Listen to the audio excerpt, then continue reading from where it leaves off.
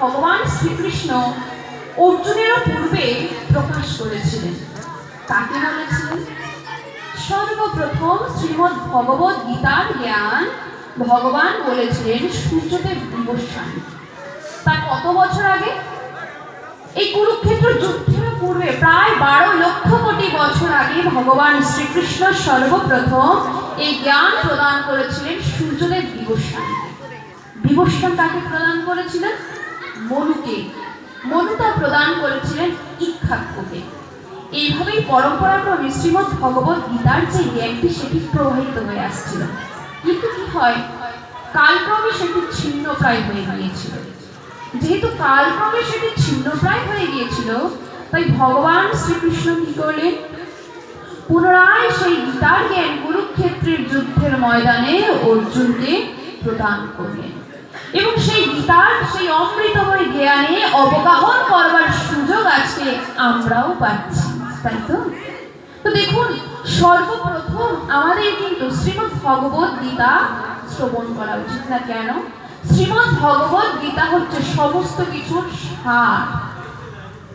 কৃষ্ণ প্রেম আমাকে কিভাবে পেতে হবে, নিজেকে কিভাবে তৈরি করতে হবে, তা শেখায় কে? শ্রীমদ্ ভগবদ গীতা।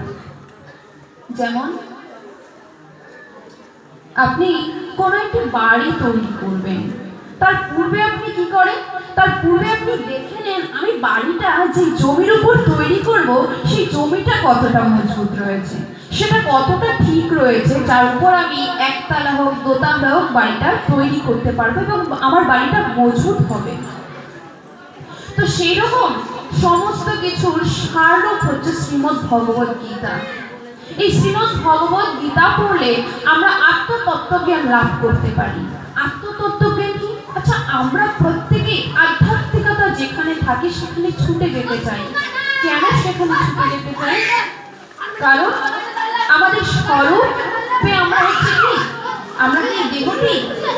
আমি আপনাদের দেখছি, আপনারা আমাকে দেখছেন, এই যে চর্মযুক্ত দেহ, কেউ কালো কেউ ফর্সা, এটা কি আমাদের স্বরূপ? এটা আমাদের স্বরূপ আসতে।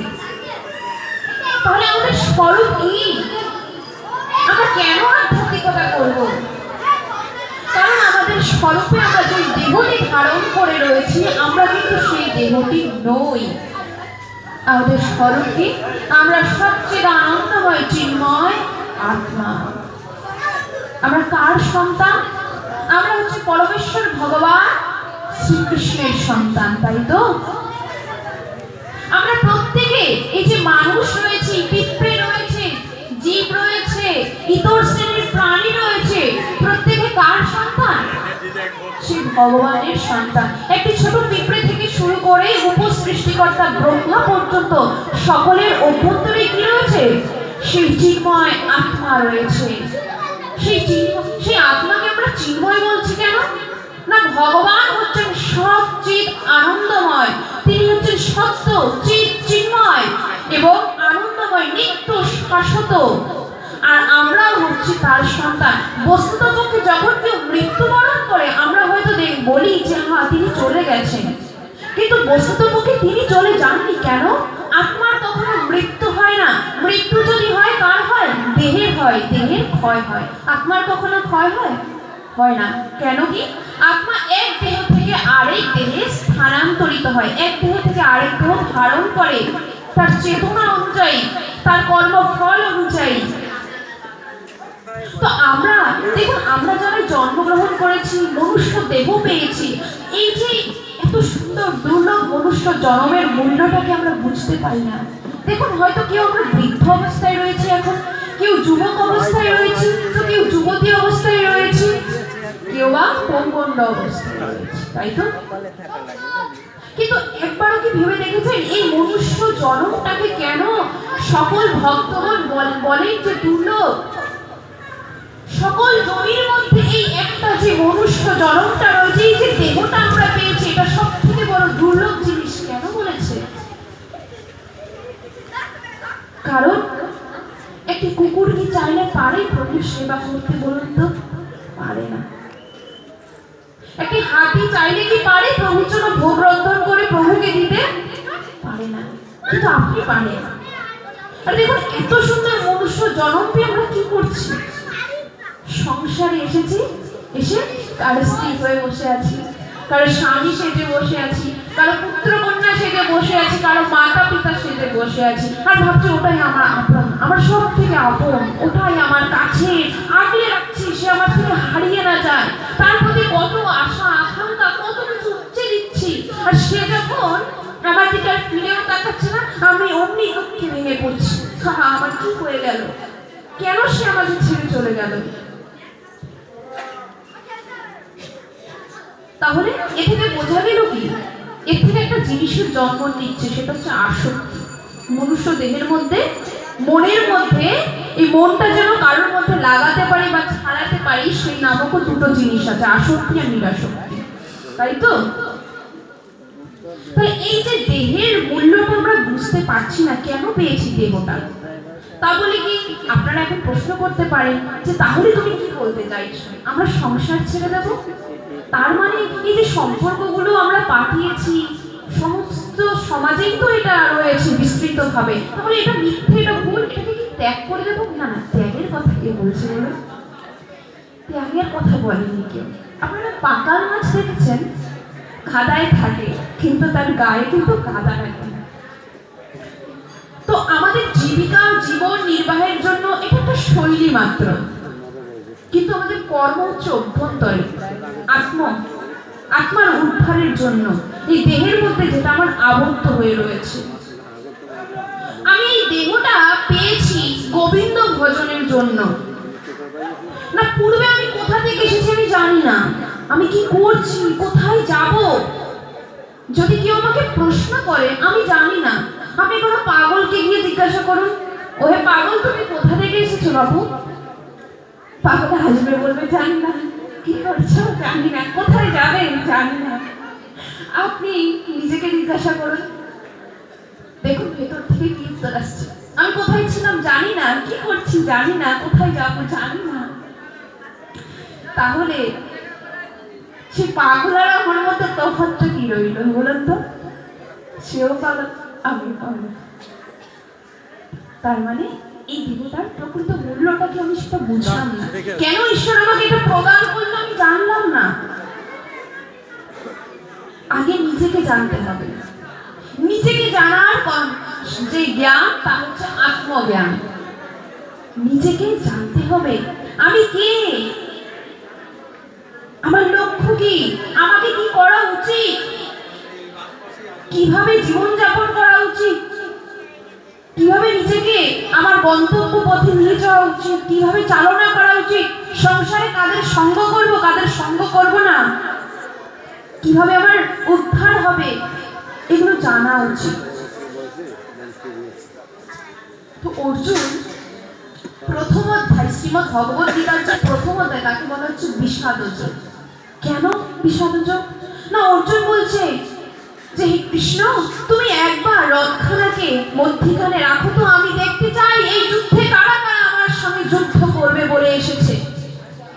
কৃষ্ণ তখন সেই রথটিকে যখন উভয় সৈন্যদলের পক্ষে রাখলো, অর্জুন বলছে হায় হায় কৃষ্ণ, আমি কার সাথে যুদ্ধ করব কৃষ্ণ? এরা যে প্রত্যেকে আমার আপনজন, আমার আত্মীয়, আমার স্বজন, কেউ আমার পিতামহ, কেউ আমার মাতামহী, কেউ আমার মাতুল, কেউ আমার শ্বশুর, তো কেউ আমার শ্যালক। কার সাথে যুদ্ধ করব আমি? আর এই যুদ্ধে যদি আমি জয়লাভ করি, তাহলে আমি যে অর্থ সম্পদ ঐশ্বর্য ভোগ করব, তা হবে এই সকলের, আমার আত্মীয়দের, নিজজনেদের রক্তে মাখা ঐশ্বর্য। আমি যুদ্ধ করব না। ওরা যদি ভাবে আমাকে হত্যা করে দেবে, আমি তাতেও রাজি, কিন্তু আমি যুদ্ধ করব না। এর থেকে অনেক ভালো আমি এই যুদ্ধক্ষেত্রে পরিত্যাগ করে ভিক্ষা করে নিজের জীবন যাপন করব। কেন অর্জুন এই কথা কেন বলেছিল? এই কুরুক্ষেত্রের যুদ্ধটা কি কোনো সাধারণ যুদ্ধ ছিল না, এটা ধর্মযুদ্ধ ছিল। কেন না, ভগবান বলছেন যখন এই পৃথিবীতে অধর্ম বেড়ে যায়, তখন ভগবান যুগে যুগে অবতীর্ণ হন এবং ধর্মকে স্থাপন করেন, দুষ্টদের দমন করে এবং সাধুদের পরিত্রাণ করেন। অর্জুন বিষাদিত ছিল কেন? না ভাবছে তার মধ্যে সেই আত্মতত্ত্ব জ্ঞান ছিল না, ভাবছিল সকলে আমার আপনজন, এই রক্তের যেহেতু সম্পর্ক রয়েছে তাই প্রত্যেকে আমার আপন। অর্জুনের মধ্যে সেই প্রকৃত জ্ঞান ছিল না। অর্জুন বিষাদিত অবস্থায় ছিল, হৃদয়ে তার প্রবল দুর্বলতা ছিল। তাই ভগবান কৃষ্ণ বলল, অর্জুন আগে তো তুমি জানো তুমি কে, তারপর তো তোমার আত্মীয়, আগে জানো তুমি কে। তাই ভগবান শ্রীকৃষ্ণ অর্জুনকে আত্মতত্ত্ব জ্ঞান প্রদান করলে যে তুমি যে দেখছো এই দেহটি তুমি নও, তুমি হচ্ছে চিন্ময় সত্তা। চিন্ময় সত্তার আবার এগুলো কিসের সম্পর্ক? আর আমি তো বলছি তোমাকে যে প্রত্যেকে যে আত্মাবন রয়েছে, তুমি এই দেহগুলোকে নষ্ট করো, তুমি তো আত্মাকে নষ্ট করতে পারবে না। তুমি ধর্মযুদ্ধ লড়ো, তুমি কেন ভাবছো তুমি যুদ্ধ করছো? করাচ্ছি তো আমি। তাহলে অর্জুনকে বলল যে তোমার স্বরূপ সেটিকে জানো। তাই আচ্ছা, অর্জুনের স্বরূপ একরকম আর আমাদের স্বরূপ কি আরেক রকম নাকি? না, আমাদের প্রত্যেকের স্বরূপ এক। আমরা চিন্ময় সত্তায়, আমরা এক, আমরা এক তত্ত্ব। সেটা কি?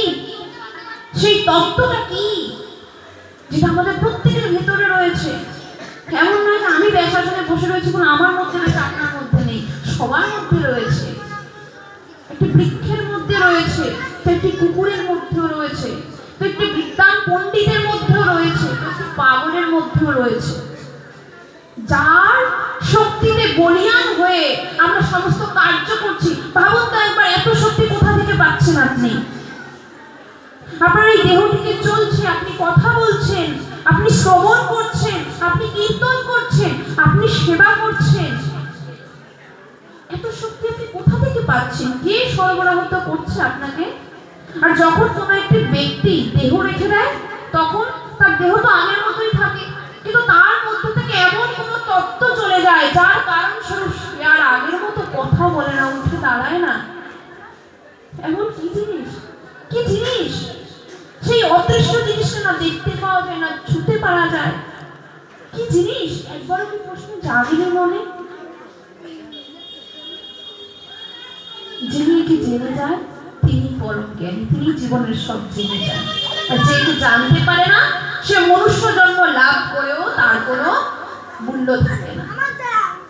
তাই তো অনুভব করুন, হয়তো আমরা দর্শন করতে পারবো না, আমাদের সেই যোগবল ক্ষমতা নেই, কিন্তু অনুভব তো করতে পারেন, ভাবতে তো পারেন।